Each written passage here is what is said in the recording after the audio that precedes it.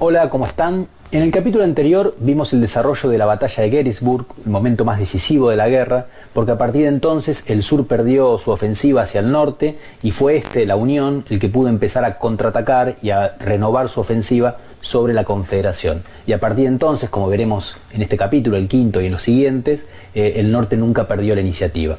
Pero en esta presentación no quiero hablar de la guerra, sino de un tema que es fundamental para el contexto de la guerra y que el documental trata solo muy lateralmente, que es la cuestión de los partidos políticos. En los 30 años anteriores a la guerra, la política norteamericana estuvo dominada por dos partidos, el demócrata y el Whig. Whig se escribe W-H-I-G. El Partido Demócrata se fundó en 1828 y tenía una base social muy amplia de votantes. Era una especie de alianza entre granjeros, trabajadores urbanos, inmigrantes católicos irlandeses y con la llegada al poder de su líder Andrew Jackson en la década del 30 fueron presentados como la llegada del hombre común al poder.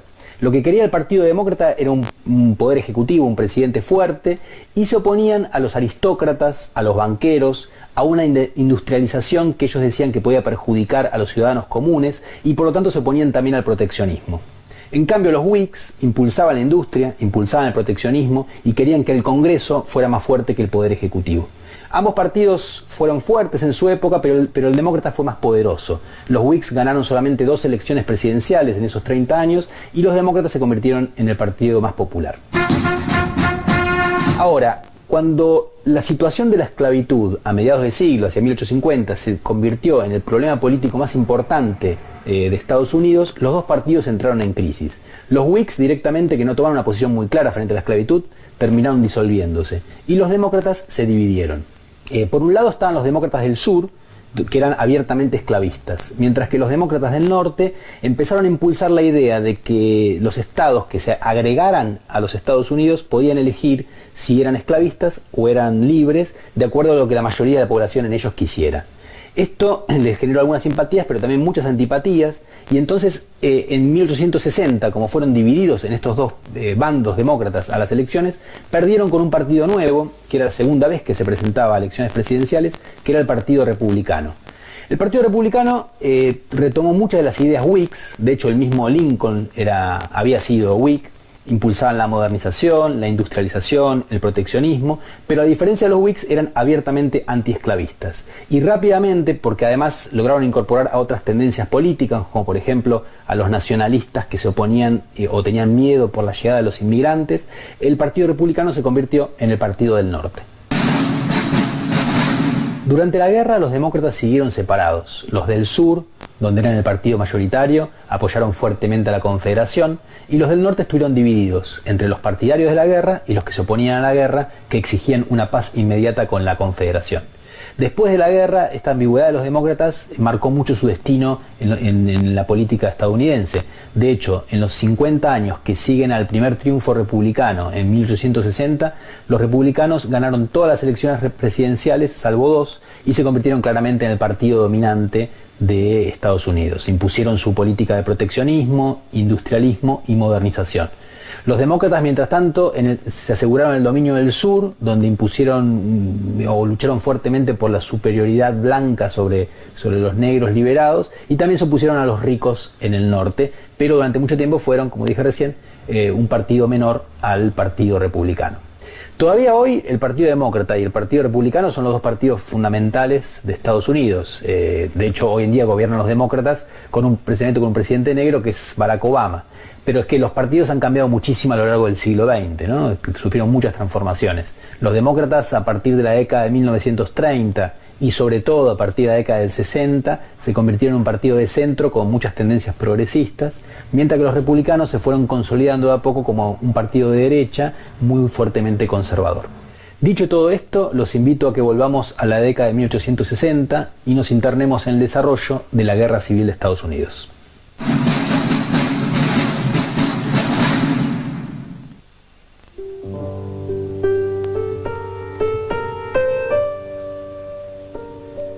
Hay una foto que me gusta mucho. Muestra a 3 soldados confederados capturados en Gettysburg. Están posando frente a una cerca. Se ve exactamente cómo estaba vestido el soldado confederado. Se ve algo en su actitud hacia la cámara que revela su naturaleza. Uno tiene los brazos así, como si le estuvieran haciendo un retrato a él solo, bastante individualista. Esa foto tiene algo que me atrae mucho como imagen de la guerra.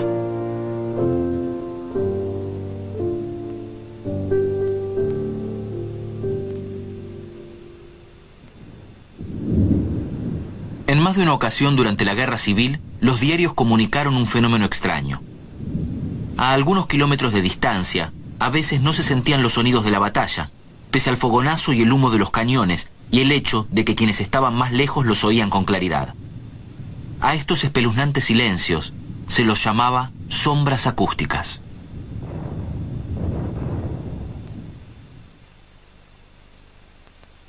La Guerra Civil.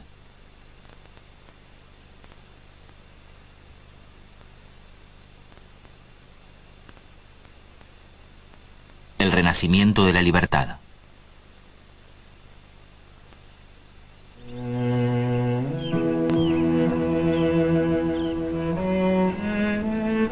La guerra civil se combatió en 10.000 lugares. En Big Bend, Big Sandy y el río Big Sunflower. Desde Bunker Hill, oeste de Virginia, y Blue Springs, Tennessee, y Cairo, Illinois, a la iglesia Golgotha, Georgia, y Christiansburg, Kentucky. En Citrus Point, en el río Cimarrón, y a lo largo de Cowskin Bottom. En Pebbly Run y la Glorieta Paz, y Gettysburg. Si pudiera elegir estar presente en algún momento de alguna guerra, optaría por Gettysburg, cuando Lincoln dio su discurso. Tener la posibilidad de verlo armar esas frases que sonaban como un bálsamo para todos los oyentes. Eran universales, atemporales. Encarnaban la guerra entera, mostraba su compasión por todos, el amor por su pueblo. Me hubiera gustado estar ahí.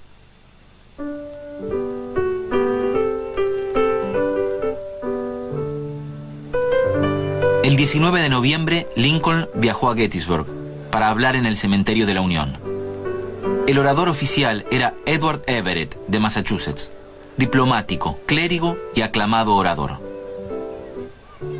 Al presidente lo habían invitado para ofrecer algunos comentarios apropiados posteriores al gran discurso. Everett habló casi 2 horas. Luego se levantó Lincoln. Un fotógrafo local se tomó su tiempo para enfocar. Se suponía que el presidente hablaría un rato largo. Pero dijo apenas 269 palabras. Comenzó recordando a la audiencia que habían pasado apenas 87 años desde que se había fundado la nación, y luego pasó a alentar la causa de la Unión con las palabras más conmovedoras jamás pronunciadas. Lincoln ya volvía a su asiento antes de que el fotógrafo abriera el obturador.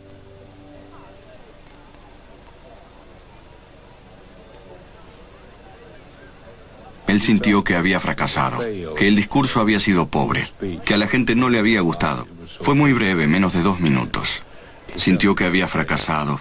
Lamon, su amigo Ward Lamon, estaba sentado junto a él. Cuando se sentó hubo unos pocos aplausos aquí y allá. Le dijo, Lamon, ese discurso no va a calar hondo. Esa fue la impresión que tuvo Lincoln. Las mejillas de los estadounidenses deben teñirse de vergüenza al leer las expresiones tontas, chatas e insulsas del hombre que debe presentarse ante los extranjeros inteligentes como el presidente de Estados Unidos. Chicago Times. Estimado señor presidente, me alegraría si pudiera jactarme de haberme acercado tanto a la idea central del discurso en 2 horas, tal como lo hizo usted en solo 2 minutos. Edward Everett.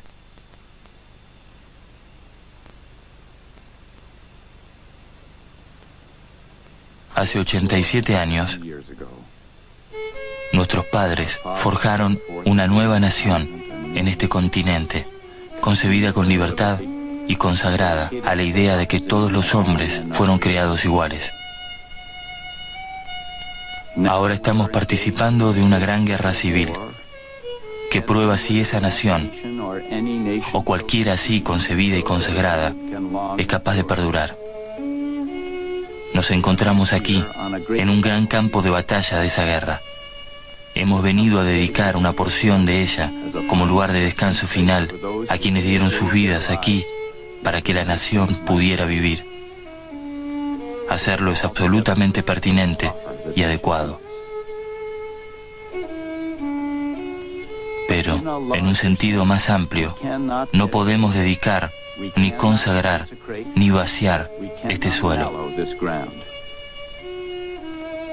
Los hombres valientes, vivos y muertos, que pelearon aquí, lo consagraron más de lo que somos capaces de añadir o restar. El mundo casi no advertirá ni recordará mucho tiempo lo que estamos diciendo acá, pero jamás olvidará lo que hicimos acá. Nos corresponde a nosotros, los vivos, dedicarnos a la tarea inconclusa que ellos emprendieron con tanta nobleza. Nos corresponde a nosotros dedicarnos a la gran tarea que yace ante nosotros. Adoptar de estos honorables caídos mayor devoción a la causa por la cual ellos dieron su vida. Resolver aquí que estas vidas no se hayan perdido en vano. Que esta nación, junto a Dios, tenga un renacimiento de la libertad. Y que el gobierno de la gente, por la gente y para la gente, no desaparezca de esta tierra.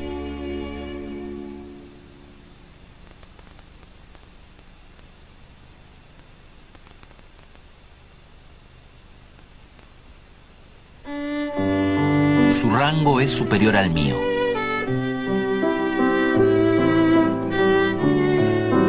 El hombre que contratamos se fue a la guerra al comenzar el cultivo de maíz. Así que me puse la azada al hombro y trabajo desde entonces. Supongo que mis servicios son tan aceptables como los de él. Un periodista escribió: ningún conflicto en la historia representó tanto para las mujeres como la guerra civil. Tanto en el norte como en el sur, las mujeres buscaban la forma de ayudar. En el norte, los ciudadanos formaron la Comisión Sanitaria y la Comisión Cristiana para organizar socorro privado y controlar la propagación de las enfermedades en el ejército. El índice de enfermedad se redujo a la mitad. Los de la Comisión Sanitaria merodeaban los campamentos exigiendo que los limpiaran, reformando los estados de los hospitales, insistiendo en que se alimentaran mejor y cerciorándose de que hubiera una justa distribución de las mantas, el calzado, los remedios y los paquetes que se recibían. La Comisión Sanitaria estaba a cargo de hombres prominentes. El abogado de Nueva York, George Templeton Strong, era el tesorero. Pero el trabajo lo hacían cientos de miles de mujeres en 7.000 iglesias locales de todo el norte. Cosían, tejían, envolvían vendas, juntaban fondos y organizaban reuniones. Si bien esta guerra desarrolló algunas de las cualidades más brutales, bestiales y diabólicas que acechan a la raza humana, también dio a conocer el ángel que existe en los mejores hombres y mujeres. Mary Livermore. Mary Livermore, la esposa de un ministro de Chicago, organizó a los voluntarios de Medio Occidente en 3.000 grupos. Y cuando el escorbuto amenazó al ejército, envió tanta comida al sur que un periodista dijo que había una fila de vegetales desde Chicago hasta Vicksburg. Clara Barton, de apenas 1,50 m, distribuyó suministros en caravanas de mulas. Atendió heridos desde Cedar Mountain hasta Antietam y presionó incansablemente a Washington para que se cuidara mejor a los hombres. En el sur no teníamos comisión sanitaria. Éramos demasiado pobres. No teníamos filas de ciudades ricas y populosas comunicadas por ferrocarril. En el sur, cada casa era un hospital. Las mujeres del sur también trabajaban de enfermeras, pese a las críticas de que no se concedía a una dama atender a rufianes. Sally Tompkins, de Richmond, y apenas otras 6 personas atendieron a 1.333 heridos en su hospital privado, de los cuales sobrevivieron todos menos 73. Un récord sin paralelo en ningún otro hospital de la guerra civil, tanto del norte como del sur.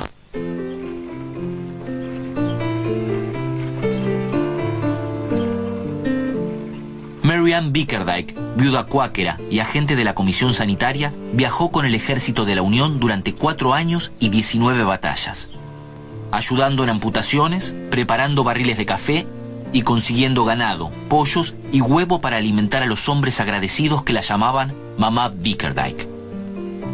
Al terminar la guerra, el general Sherman se limitó a decir: su rango es superior al mío. Bueno, prepáreme.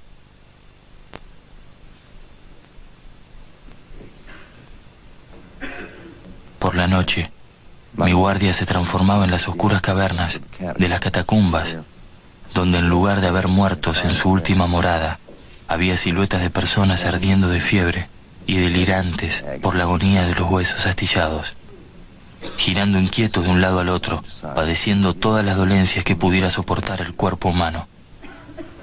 Desde las vigas, la parpadeante lámpara de aceite oscilaba triste, emanando una luz fantasmagórica. Soldado Alexander Hunter, Regimiento 17 de Virginia. Al comienzo de la guerra, en el norte había apenas un puñado de hospitales del ejército.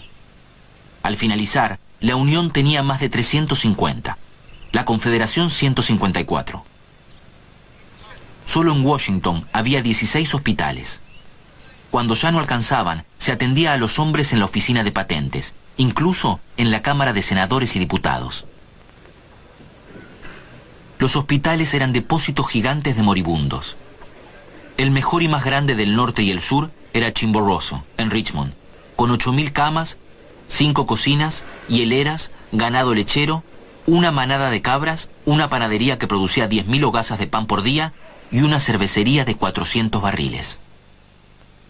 Ninguna mujer de menos de 30 años debe aspirar a atender en los hospitales del gobierno. Se precisa que todas las enfermeras sean mujeres de aspecto poco atractivo. Tienen que llevar vestidos marrones o negros, sin moños, sin rulos, ni joyas, ni faldas provocativas. Dorothea Dix. A comienzos de la guerra, Dorothea Dix se ofreció como voluntaria de la Unión. La defensora de los discapacitados mentales, con sus 59 años, estuvo a cargo de todas las enfermeras empleadas por los ejércitos. Era incansable y tan autocrítica que una mujer la apodó Dragona Dix. Eliminaba a cualquier candidata que ella creyera interesada en tener una aventura amorosa. A veces incluso rechazaba a monjas. Sin embargo, hacia el final de la guerra, la única pregunta que hacía a las potenciales candidatas era ¿cuándo puede empezar? Bajo su estricta guía, la atención de los enfermos y heridos mejoró notablemente. Pese a las amargas críticas y mezquina rivalidad de sus colegas hombres, permaneció en su puesto durante los 4 años que duró la guerra, sin recibir remuneración. Hospital Harmony Square. Estoy aprendiendo a no sentirme como me sentía al principio. Sin embargo, no consigo acostumbrarme a esto. Harriet Food Hawley.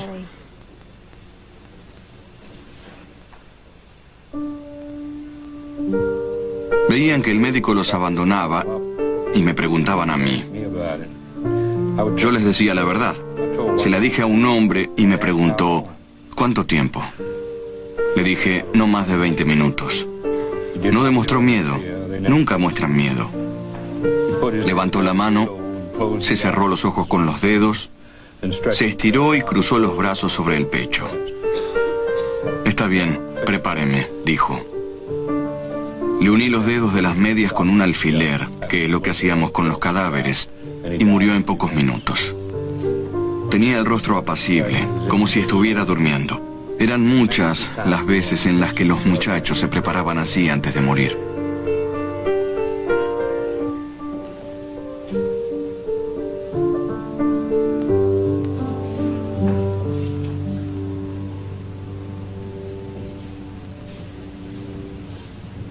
Lorenzo Strong, Compañía A, Regimiento 9º de Caballería de Estados Unidos, herido por un proyectil el domingo pasado. Le amputaron la pierna derecha en el campo. Empeoró. Yo me quedé ahí y vi todo. Vino el médico y le dio un poco de cloroformo. Una de las enfermeras lo apantallaba sin cesar debido al calor insoportable. Pidió que lo levantaran y lo dejaron sentado a medias. Llamaba a Mark en forma reiterada, medio delirando el día entero. La vida se le iba, ahora corría a la velocidad de una carrera. Se le dieron vuelta los ojos. Se reunió un grupo silencioso de 2 o 3 médicos, varios alumnos y muchos soldados. La lucha iba y venía, menguaba cada vez más, y más, y más, hasta que llegó la muerte, inconsciente e indolora. Pausa. Los presentes se alejaron.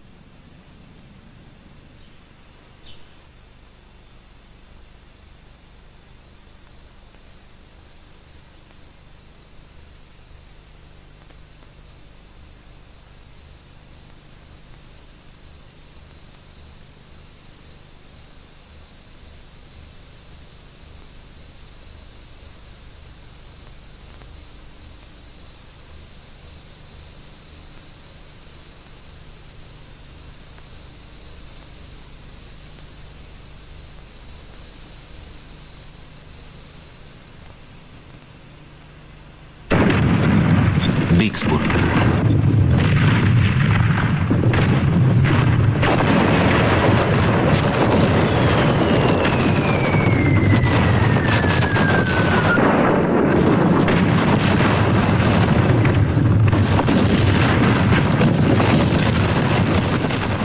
Todos los días desde fines de mayo, las 200 armas de la Unión de Ulysses Grant habían aporreado a Vicksburg desde la tierra, mientras que las lanchas cañoneras del almirante David Porter atacaban desde el río.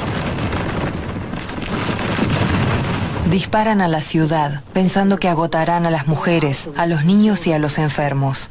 Con ese argumento el general Pemberton estará obligado a rendirse.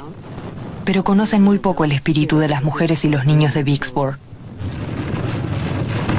Los civiles hacían cuevas en las doradas colinas de arcilla, algunos con varios cuartos equipados con alfombras, camas y sillas, atendidas por esclavos. Pero la comida escaseaba. Los defensores de la ciudad no tenían otra opción más que comer mulas, caballos y perros. La Gaceta de Vicksburg tuvo que imprimirse en el reverso de papel para empapelar floreado ante la escasez de papel de diario. Estamos completamente aislados del mundo, rodeados por un círculo de fuego. La lluvia de proyectiles continúa día y noche. La gente no hace más que comer lo que puede conseguir, dormir cuando puede y eludir los proyectiles. Dora Miller. Una mujer dijo que era vivir como las raíces de las plantas. Las tropas de la Unión comenzaron a llamar a Vicksburg la ciudad de los perros de la pradera. Finalmente, luego de un sitio de 48 días, el 4 de julio, el mismo día en que Lee emprendió su retirada de Gettysburg, se rindieron 31.000 confederados. El general confederado John Pemberton dijo que sería un acto de cruel inhumanidad seguir sometiendo a sus hombres a esa terrible odisea. Además, añadió, soy norteño, conozco a mi pueblo. Sé que son capaces de ofrecernos mejores condiciones un 4 de julio que cualquier otro día. La bandera de estrellas y bandas se izó en los tribunales de Vicksburg. En el festejo a bordo del buque insignia del almirante Porter en el Mississippi, Grant fue el único que no tocó el vino que le ofrecieron, pero se contentó con un cigarro. Ahora Grant es un merecido héroe. Recibió elogios de aquellos que hace un mes lo acusaban de todos los pecados concebidos y que la semana próxima se volverán contra él si el viento popular sopla en ese sentido. Vox Populi, Vox Disparate, William Tecumseh Sherman. Ya se acepta que toda noción de una intervención británica llegó a su fin. Quiero abrazar al ejército del Potomac por Gettysburg. Quiero invitar a todo el ejército de Vicksburg a que se emborrache a mis expensas. Quiero pelear contra alguien insignificante y derrotarlo. Henry Adams. La Confederación estaba dividida en dos. El Mississippi se había convertido en la autopista de la Unión. Lincoln dijo, el padre de las aguas vuelve a adentrarse lúcido en el mar. Perdimos el Mississippi. Nuestra nación está dividida y no queda suficiente por lo que luchar.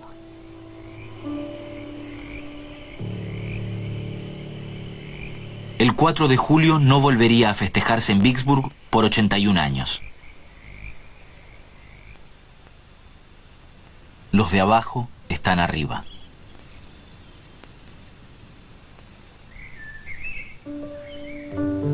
En julio, Lincoln emitió el primer llamado de reclutamiento federal. Se enrolaron todos los hombres aptos de entre 20 y 45 años. Pero la ley favorecía a los prósperos. Todo hombre dispuesto a pagar $300 en concepto de honorarios por conmutación, o sea, para contratar a un sustituto que sirviera en su lugar, quedaba exento. La ley es el billete de los ricos, hecha para quienes no pueden reunir esa suma. Senador Thaddeus Stevens. Los padres de Theodore y Franklin Roosevelt contrataron sustitutos. Andrew Carnegie y J.P. Morgan hicieron lo mismo, al igual que dos futuros presidentes, Chester Arthur y Grover Cleveland. Cazar recompensas se convirtió en una profesión. Los hombres se inscribían en un distrito el tiempo suficiente como para recibir una compensación por enlistarse y luego desertaban y hacían lo mismo en otro lugar. Un hombre repitió el proceso 32 veces antes de ser apresado. El Shaker pacifista Elder Frederick Evans fue a ver a Lincoln con la esperanza de que eximieran a su comunidad pacifista del servicio militar. «Necesitamos regimientos de hombres como ustedes», dijo Lincoln, pero accedió al pedido de Elder Evans. Los Shakers fueron unos de los primeros objetores de conciencia.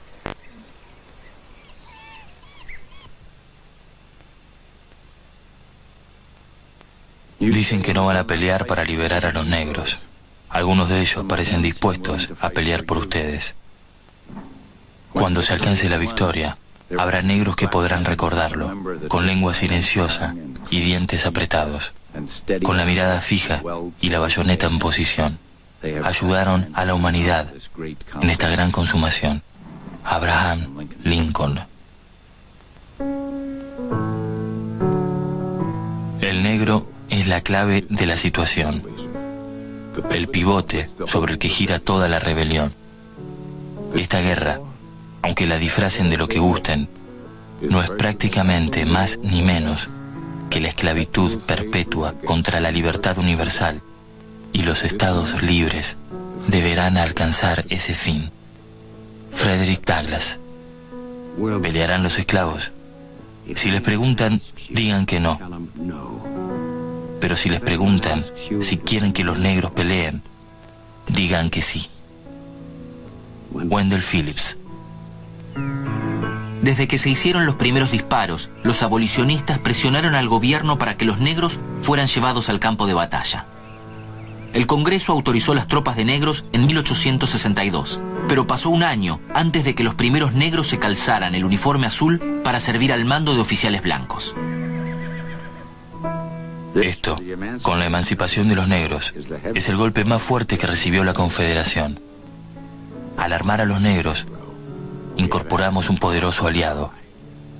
Van a ser buenos soldados. Ulysses Grant.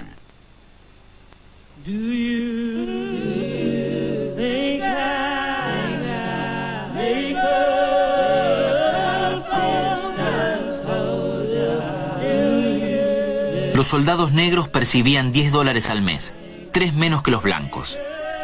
Varios regimientos preferían servir sin remuneración antes que someterse a semejante inequidad. Rara vez se ascendía a los negros.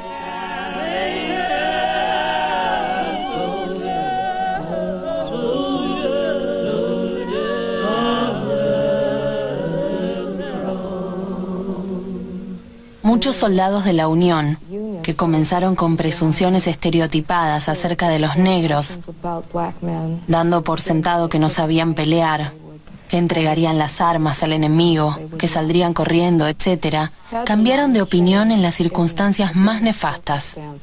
Hay documentos que relatan cómo se transformaron las ideas de las personas, nada agradables de leer, pues hablan de cómo se convirtieron en compañeros de la muerte, de cómo los soldados blancos aprendieron a respetar a sus camaradas negros al ver cómo reaccionaban cuando las personas a su alrededor eran asesinadas y despedazadas.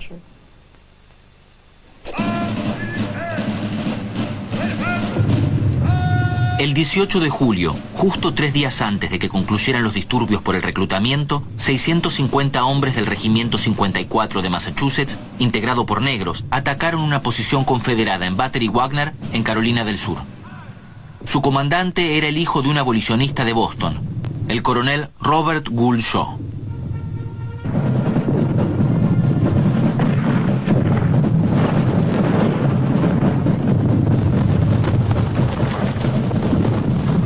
No es exagerado decir que si este Regimiento 54 de Massachusetts hubiera flaqueado al llegar a esta prueba, 200.000 tropas para las cuales fue pionero jamás habrían ido al campo. Pero no flaqueó. Hizo famosa a Fort Wagner entre la raza negra, como es Bunker Hill para los yanquis blancos hace 90 años.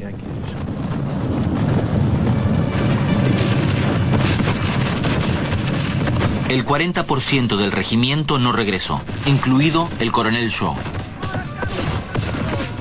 Joe encabezó el ataque en Battery Wagner. Los destrozaron. Tampoco deberían haber hecho ese ataque. Cuando terminó, los confederados tenían el control. Había mucho rencor contra los oficiales blancos en los regimientos de negros. Y a Joe simplemente lo arrojaron a la fosa con sus soldados. El padre de Joe dijo después que estaba orgulloso de que lo hubieran enterrado así. Cuando cayó el abanderado y se dio la orden de retirada, el sargento William Kearney tomó la bandera y regresó a sus filas, pese a tener balas en la cabeza, el pecho, el brazo derecho y la pierna. Fue el primero de los 23 negros que recibieron la medalla de honor, aunque tuvo que esperar 37 años para que se la dieran.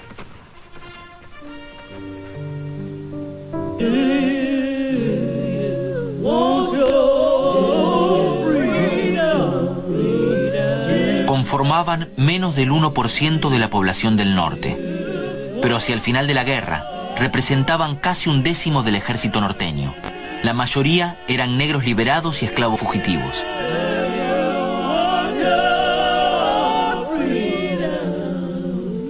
$180.000 soldados negros pelearon por liberar a su pueblo. Una vez que se permitió a los negros llevar sobre su cuerpo las letras US, el águila tallada en sus botones y un mosquete sobre el hombro con balas en el bolsillo, no hay poder sobre la tierra capaz de negar que se ganaron el derecho a ser ciudadanos de Estados Unidos. Ni la totalidad del ejército de Estados Unidos podría restaurar la esclavitud en el sur. No pueden recuperar a sus esclavos, como tampoco pueden recuperar a sus abuelos fallecidos. Está muerta. William Tecumseh Sherman.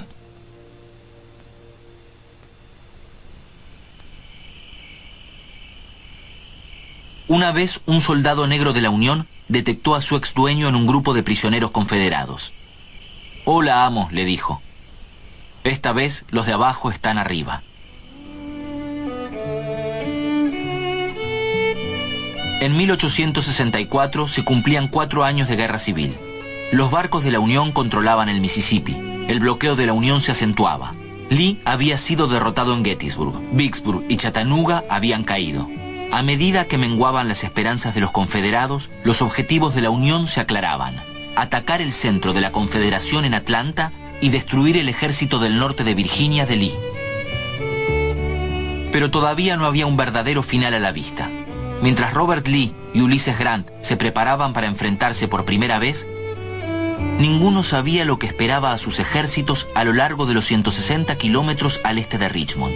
Para ganar, uno iba a tener que superar al otro, no solo en fuerza, sino también en pensamiento. Sería más justo llamar centro de Washington y la Unión al Hotel Willard que al Capitolio, la Casa Blanca o el Departamento de Estado. Ahí se los puede ver a todos. Nathaniel Hawthorne. En la tarde del 8 de marzo de 1864, un hombre arrugado y bajo ingresó en el multitudinario vestíbulo del Hotel Willard. Lo seguía un chico de 14 años que traía un bolso. Todavía no llevaba las 3 estrellas porque le darían su comisión al día siguiente. Pero se acercó al escritorio y pidió una habitación.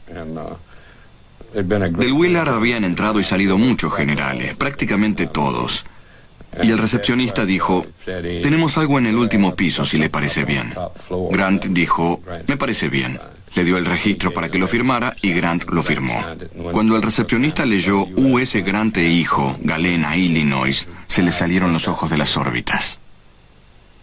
Pronto se corrió la voz de que estaba en el hotel el hombre que Lincoln había puesto hace poco a la cabeza de todos los ejércitos de la Unión, y cuando entró con su hijo en el multitudinario salón comedor, todos se pusieron de pie y vitorearon. Luego caminó 2 cuadras por la avenida Pensilvania hasta la Casa Blanca, donde el presidente y la primera dama estaban dando una recepción. Deseo manifestar mi plena satisfacción por lo que ha hecho hasta ahora, en tanto soy capaz de comprender. No sé si ni deseo conocer los detalles de sus planes. Abraham Lincoln. 3 años antes, Grant se había destacado solo por sus fracasos. Ahora era el conquistador de Donelson, Vicksburg y Chattanooga. Estaba en Washington para recibir un rango de teniente general. El último en tener ese título había sido George Washington.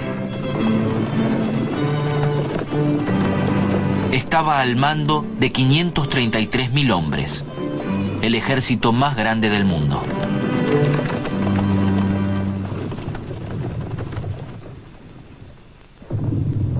Grant.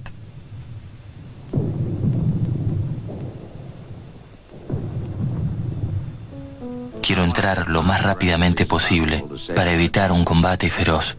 Estas terribles batallas son objeto de una buena lectura para quienes no pierden amigos. Pero yo estoy decidido a que sea lo más breve posible. La forma de evitarla es presionar para avanzar. Ulysses Grant. Se caracterizaba por su falta de glamour y tenía solo un asistente personal, un esclavo fugitivo de Missouri llamado Bill. No le gustaban las bandas marchantes. En tono humorístico decía, conozco solo 2 melodías, una es Yankee Doodle y la otra no. Insistía en que le cocinaran la carne hasta secarla porque hasta un indicio de sangre en el plato le causaba náuseas. Una vez, en vísperas de una batalla en la que iban a morir miles de hombres, hizo atar al conductor de una carreta a un árbol durante 6 horas por maltratar a un caballo. Era metódico, obstinado y sorprendentemente lúcido en combate.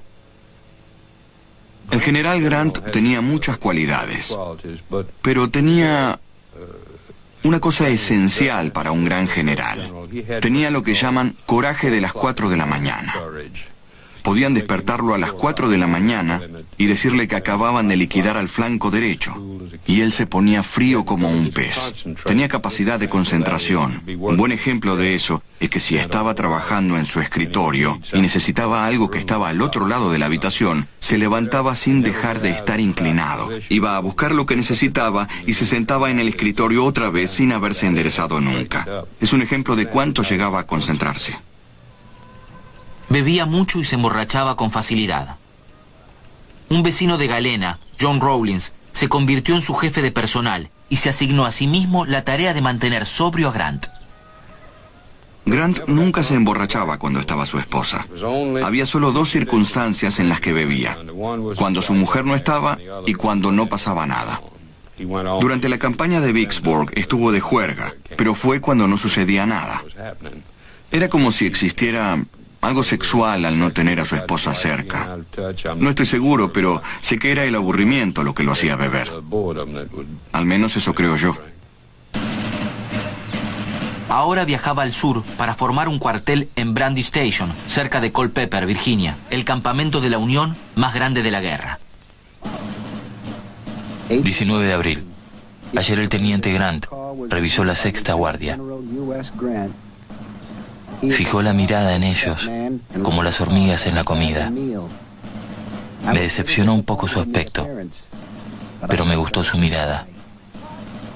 Elijah Rhodes. Todos sentimos que el jefe por fin había llegado. Mientras Grant se reunía con Lee, algunos de sus hombres describían los triunfos de Grant en el oeste. Los veteranos del ejército del Potomac no se sintieron impactados. Uno dijo, puede ser, porque Grant nunca se topó con Bobby Lee. Lee.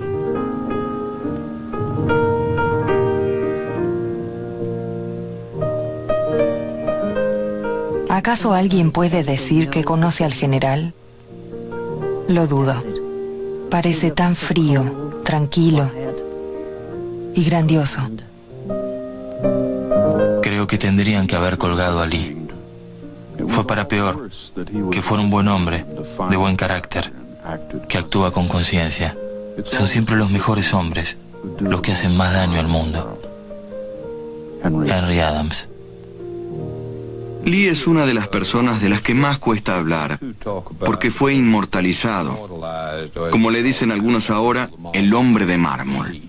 Fue deshumanizado por la gloria y la idolatría. Era un hombre cálido y extrovertido, que siempre tenía tiempo para escuchar las quejas de los soldados.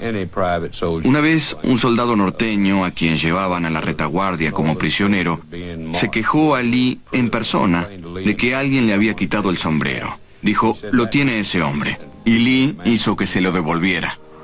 En 1861, Lee se negó a comandar el ejército de la Unión y siguió a su estado al abrirse de la Unión. No porque estuviera a favor de la esclavitud o la secesión, sino porque creía que su deber era apoyar a Virginia.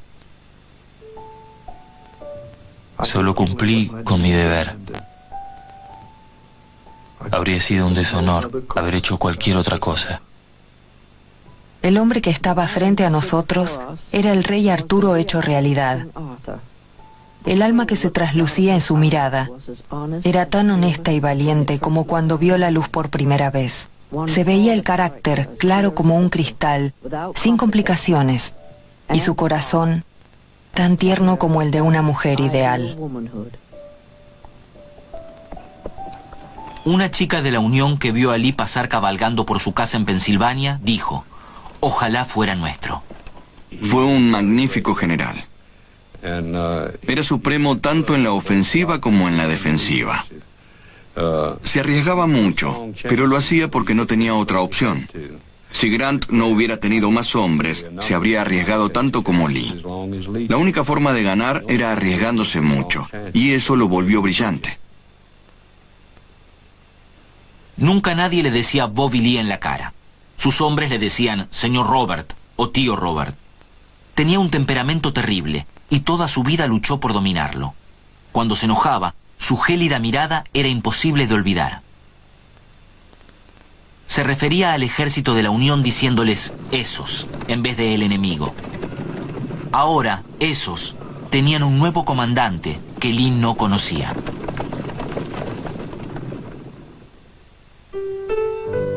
En territorio salvaje.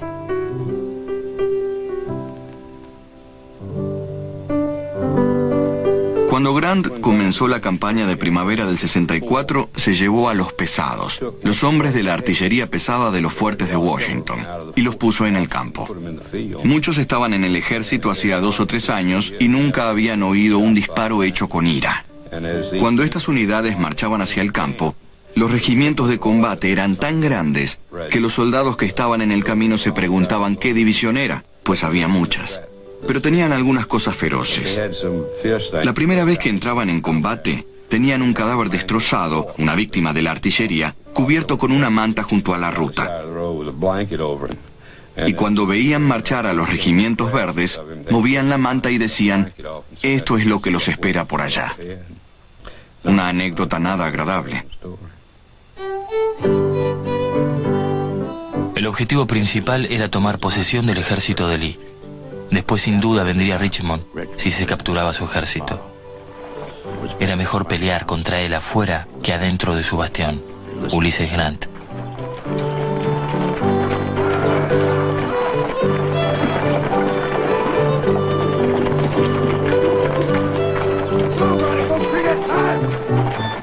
El avance del general Grant inauguró el 7º acto de la obra Hacia Richmond, que interpretan los ejércitos de la Unión.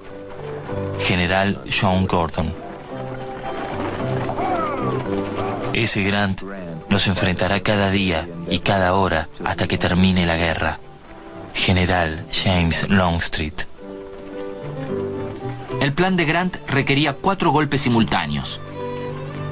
William Sherman tenía la orden de atacar Atlanta saliendo de Chattanooga.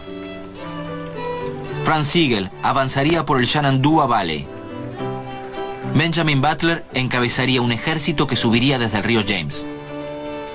Y George Meade lideraría el ejército del Potomac de 110.000 hombres rumbo al sur para enfrentarse a Lee.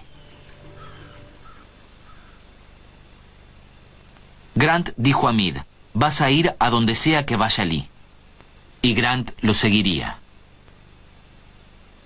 La estrategia de Lee seguía intacta: destruir la decisión de la Unión de hacer la guerra. Se negaría a enfrentarse a Grant a cielo abierto, lo obligaría a atacar posiciones confederadas fortificadas y de ese modo compensaría los números superiores de Grant. El sangriento costo de tratar de obligar al sur a volver a integrar la Unión a punta de pistola reforzaría el sentimiento antiguerra en el norte. Los 60.000 hombres de Lee estaban esperando a Grant en el matorral enmarañado denominado Wilderness, donde un año antes habían atrapado al mismo ejército bajo el mando de Joseph Hooker. Cubierta por un denso bosque, casi impenetrable para las tropas en combate, la maleza era tan espesa que era imposible ver a más de 90 metros en cualquier dirección. No se podían ver los movimientos del enemigo hasta que las filas prácticamente chocaban.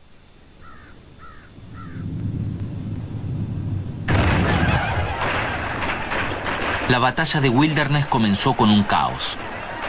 Se perdieron unidades y disparaban sobre sus propios camaradas. Los oficiales trataban de guiarse por sus brújulas.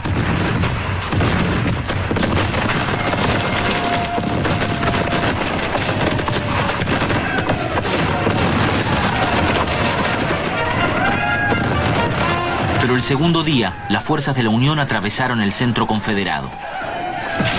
Bajo la mirada preocupada de Lee, los tejanos del general Gregg se apresuraron a tapar la abertura. Apenas habíamos dado un paso cuando el general Lee, al frente de todo el mando, se alzó en su estribo, descubrió sus canas y exclamó con voz ferviente: «Los tejanos siempre resisten».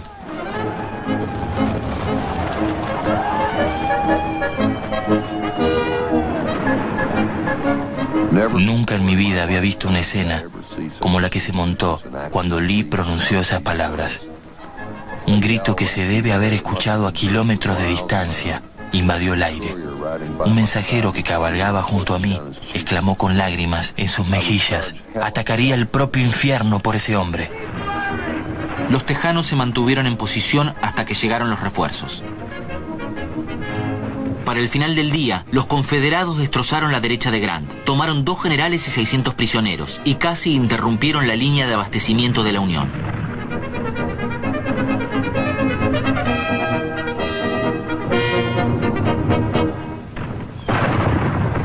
Grant recibió estos informes sin hacer comentarios. En mitad de la batalla de Wilderness, todos los hombres del Estado Mayor que habían peleado en el este todo ese tiempo no paraban de decir que Bobby Lee haría tal o cual cosa. Grant llegaba del oeste y les dijo que estaba harto de oír hablar de Bobby Lee. Creen que va a hacer una doble vuelta carnero y aterrizar detrás de nosotros. Dejen de pensar en lo que él les va a hacer a ustedes y piensen en lo que ustedes le van a hacer a él. Traigan las armas. Era maravilloso. Probablemente la de Wilderness no sea la batalla más sangrienta de la guerra, pero sí la más terrible en muchos aspectos.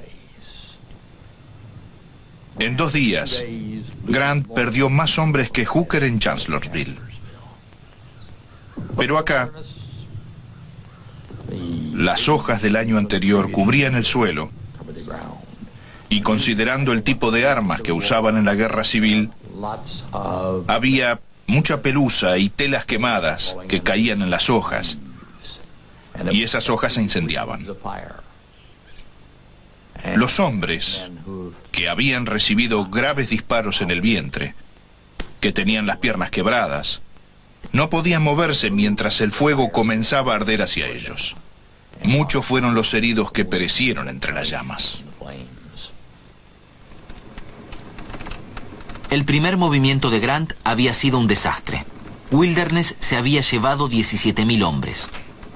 Esa noche, los matorrales incendiados ardieron en el bosque. 200 soldados federales heridos se quemaron vivos mientras los ejércitos atrincherados oían sus gritos.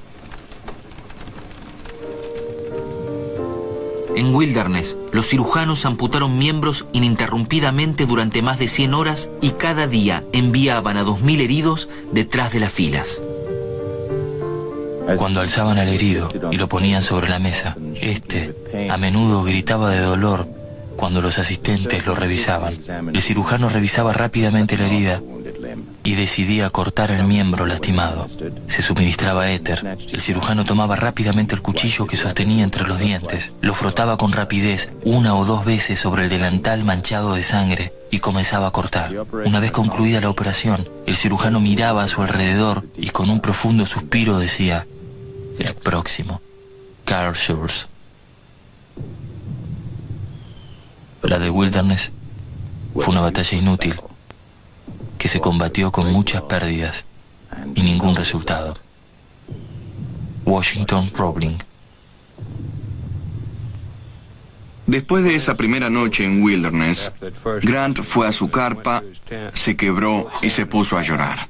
Algunos de los hombres decían que nunca habían visto a un hombre tan desconsolado, pero no lloró antes de que terminara la batalla, y cuando se reinició al día siguiente ya no lloraba.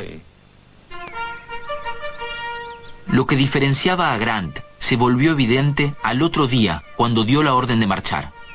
Por primera vez después de una derrota, el ejército del Potomac estaba avanzando. En el primer año de guerra, las batallas fueron sangrientas, pero esporádicas. A partir de ahora, se librarían sin pausa. Desde Wilderness hasta Cold Harbor. No cesarían por 30 días. Como escribió un soldado, era vivir día y noche en el valle de la sombra de la muerte.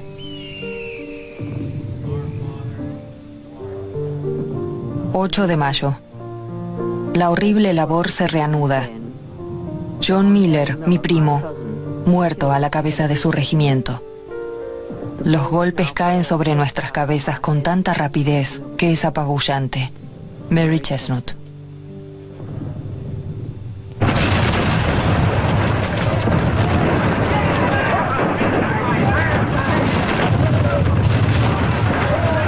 En Spotsylvania, los dos ejércitos se atacaron durante días sin ganar terreno. Fue el intercambio de fuego más implacable de la historia bélica hasta entonces. Algunos hombres recibían tantos balazos que se les destrozaba el cuerpo. Un veterano de la Unión lo recordaba simplemente como el día más horrible que jamás viví. Los muertos del enemigo estaban apilados unos sobre otros frente a los fuertes capturados, y en algunos lugares alcanzaban a tener 4 capas. Debajo de la masa de cadáveres en rápida descomposición, el movimiento convulsivo de algunos miembros demostraba que aún había heridos con vida. El lugar recibió el merecido nombre de Ángulo Sangriento.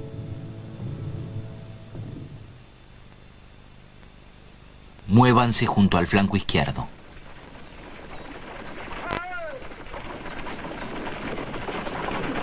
Una y otra vez, Lee adivinaba los movimientos de Grant, y una y otra vez el comandante de la Unión lo eludía yendo al sur y al este en semicírculo.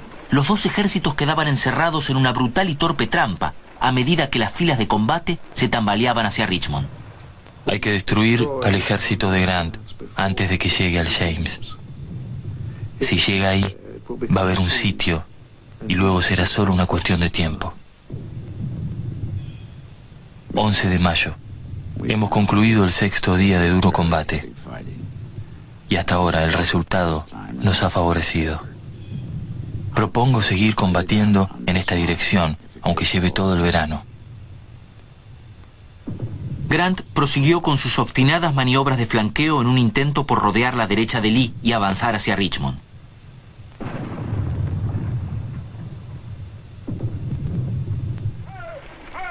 Grant y Lee ahora se dirigían directo a una encrucijada llamada Cold Harbor, cerca del río Chickahominy. Una vez más, Lee llegó primero y ordenó a sus hombres que cavaran y se prepararan para el ataque que él esperaba.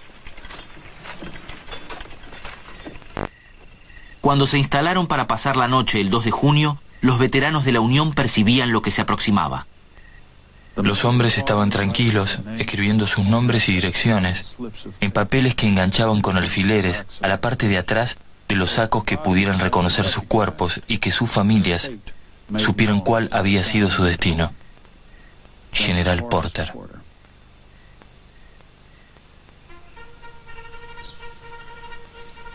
Cuando sonaron los clarines para el ataque a las 4:30 de la mañana, 60.000 hombres de la Unión salieron a enfrentarse al enemigo oculto. Había comenzado la batalla de Cold Harbor. Había visto una carnicería horrenda frente a Mary's Hill en Fredericksburg, pero no había visto nada que superara esto. No fue una guerra, fue una matanza.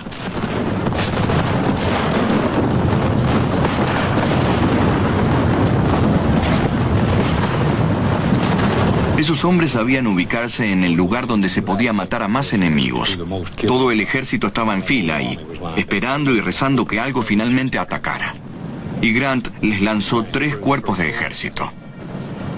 En aproximadamente 7 minutos derribaron a unos 7.000 hombres. Fue una masacre.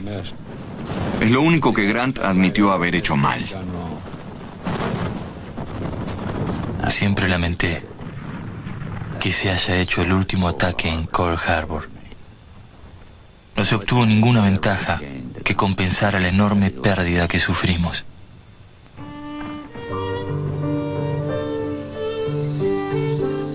Cuando se sugirió otro ataque, los oficiales de la Unión rechazaron la idea rotundamente. No llevaré mi regimiento a otro ataque semejante, aun si lo ordenara el propio Jesucristo, dijo un capitán de New Hampshire.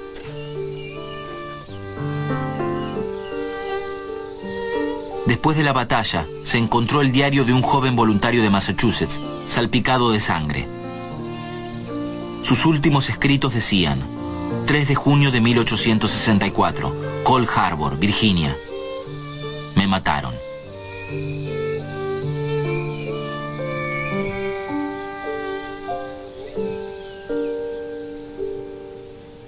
Desde Wilderness hasta Cold Harbor, en un solo mes el ejército del Potomac perdió 50.000 hombres, la mitad de los que había perdido en 3 años de combate. Cuando varios de los oficiales de Lee acusaron a Grant de carnicero, Lee los hizo callar. Dijo: creo que Grant manejó sus asuntos notablemente bien hasta el momento. Grant seguía avanzando. Sacó al ejército de las trincheras, cruzó el Chickahominy, simuló ir hacia Richmond y luego volvió a virar a la izquierda rumbo al río James. Ahora su objetivo era Petersburgo, al sur de la capital confederada, donde esperaba interrumpir los suministros de Lee y destruir el ejército del norte de Virginia. Por primera vez, Lee malinterpretó las intenciones de Grant y mandó rápidamente a gran parte de su ejército a las afueras de Richmond para enfrentar un ataque que Grant no planeaba hacer. En lugar de eso, ingenieros de la Unión construyeron un puente flotante que cruzaba el río James en solo 8 horas. El 12 de junio, el numeroso ejército del Potomac comenzó a cruzar. Tardaron 4 días.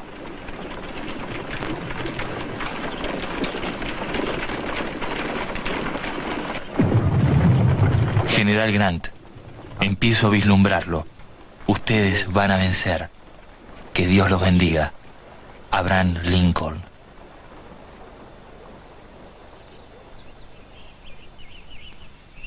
$16.000 tropas de la Unión al mando del general William Smith fueron las primeras en llegar a Petersburgo. La ciudad estaba defendida por menos de 3.000 hombres confederados al mando del general Beauregard.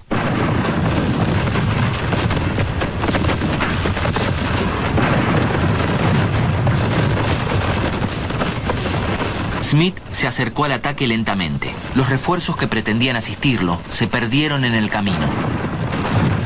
Aún así, su ataque del anochecer progresaba. Al caer la noche, Petersburgo parecía estar al alcance de la Unión. El general Winfield Hancock insistió en un ataque nocturno, pero Smith rechazó la idea recordando Cold Harbor. Durante la noche llegaron refuerzos confederados. La oportunidad había pasado. La ira de los hombres enrolados era diabólica. Las blasfemias más aterradoras que escuché en mi vida las oí esa noche.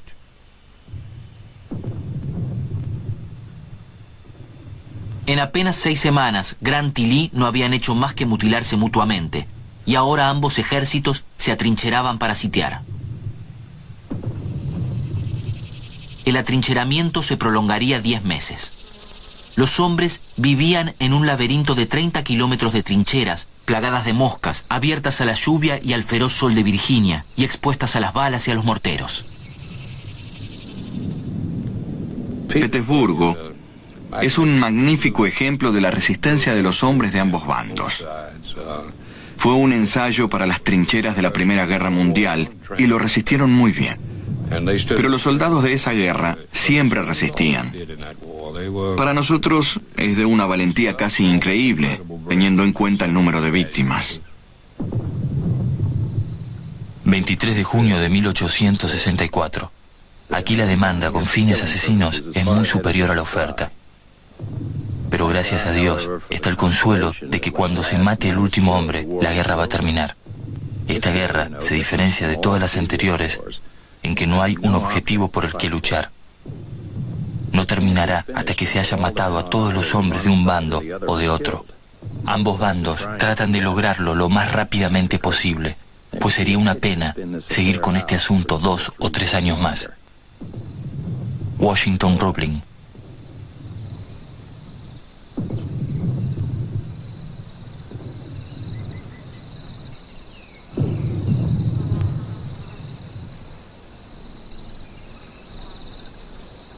Querido Henry, hace tiempo que no siento tanta soledad y tristeza.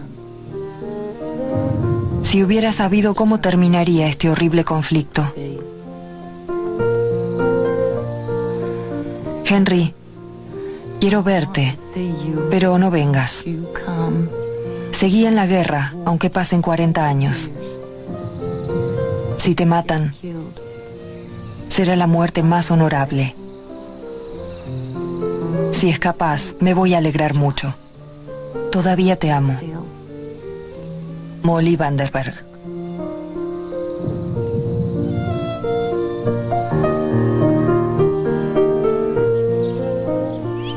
Nuestro país sangrante, en bancarrota y casi agonizante, anhela la paz.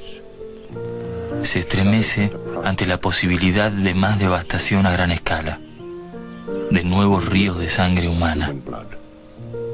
Horace Greeley.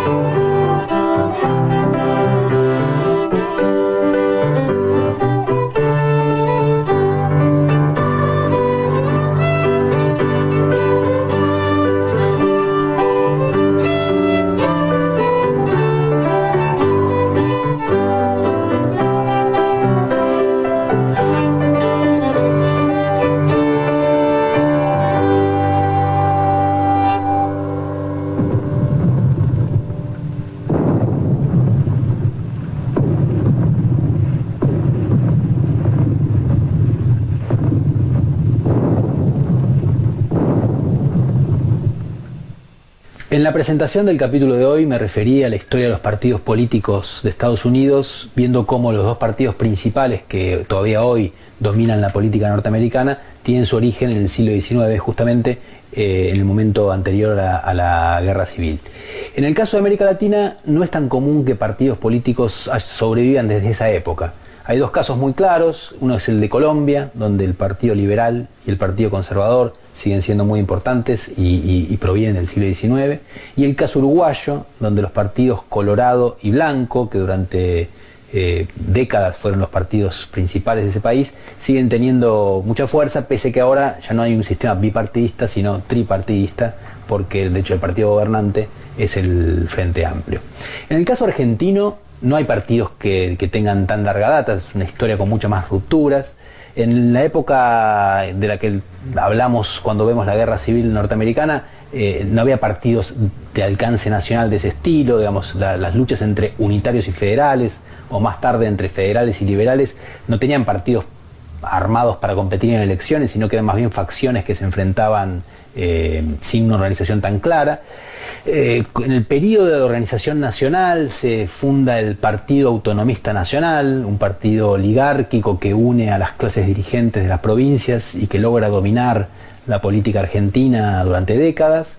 Y el primer partido moderno y con un estilo mucho más parecido al estilo norteamericano, con comités en distintos lugares e inserción territorial, es la Unión Cívica Radical, que se funda a fines del siglo XIX y que además es el único partido de los antiguos, podemos decir, que sigue teniendo peso en Argentina.